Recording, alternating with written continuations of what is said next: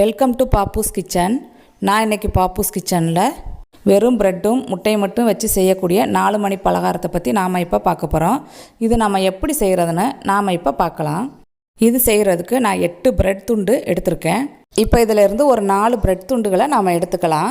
இப்போ ஒரு மிக்ஸி ஜாரை எடுத்துகிட்டு 4 ப்ரெட் துண்டுகளையும் இதில் பிச்சு போட்டுடலாம்.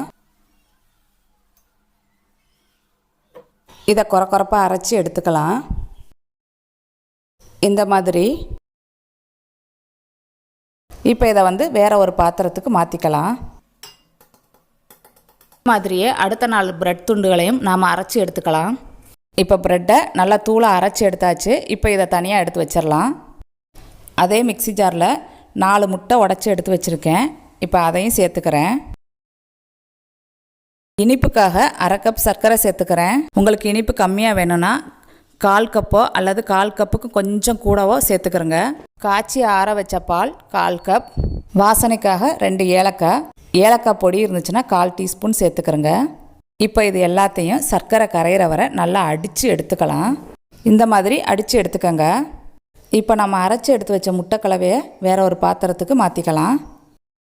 இப்போ இந்த முட்டை கலவையில் நாம் அரைச்சி எடுத்து வச்சுருக்க ப்ரெட் தூளை கொஞ்சம் கொஞ்சமாக சேர்த்து நல்லா கலந்து விட்டுக்கலாம். இதை கலந்த பின்னாடி மீதி இருக்கிற ப்ரெட் தூளையும் சேர்த்து நாம் நல்லா கலந்து எடுத்துக்கலாம். ப்ரெட் தூள் பாலை நல்லா உறிஞ்சி கெட்டியாக இருக்கிறதுனால எக்ஸ்ட்ரா ஒரு 1/4 கப் பால் சேர்த்துக்கலாம். கடைசியாக ஒரு சிட்டிகை உப்பு சேர்த்துட்டு நாம் இதை நல்லா கலந்து விட்டுறலாம்.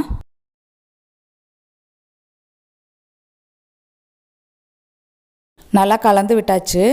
இதுக்கப்புறம் இது ஒரு 10 நிமிஷம் இந்த ப்ரெட்டெல்லாம் நல்லா ஊறட்டும். அடுத்து ஒரு சின்ன மிக்ஸி ஜார் எடுத்துக்கலாம். அதில் ஒரு 1/4 கப் தேங்காய் சேர்த்து தண்ணி சேர்க்காமல் கொரப்பாக அரைச்சி எடுத்துக்கலாம். இந்த மாதிரி.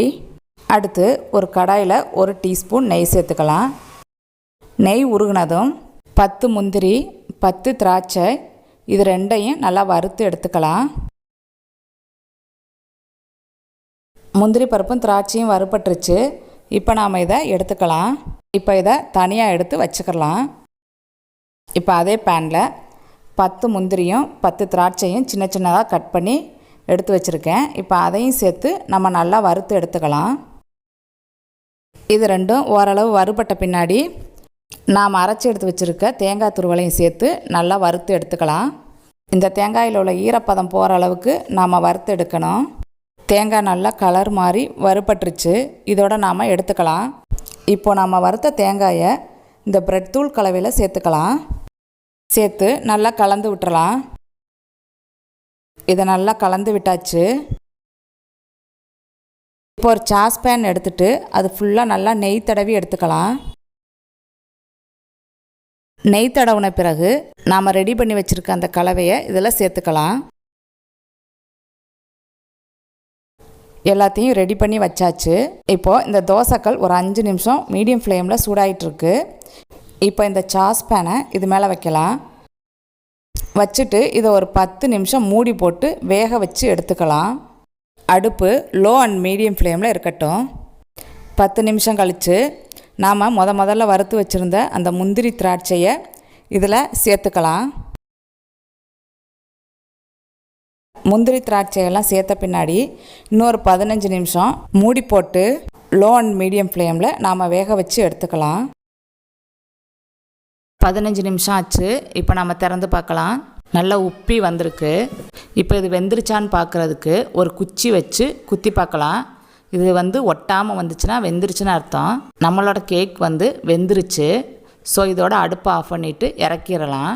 நல்லா பஞ்சு மாதிரி சாஃப்டாக வெந்திருக்கு. பார்க்குறதுக்கு கேக் மாதிரியே இருக்கிற சூப்பரான 4 மணி பலகாரம் ரெடி. நீங்களும் உங்கள் வீட்டில் ட்ரை பண்ணி பாருங்கள்.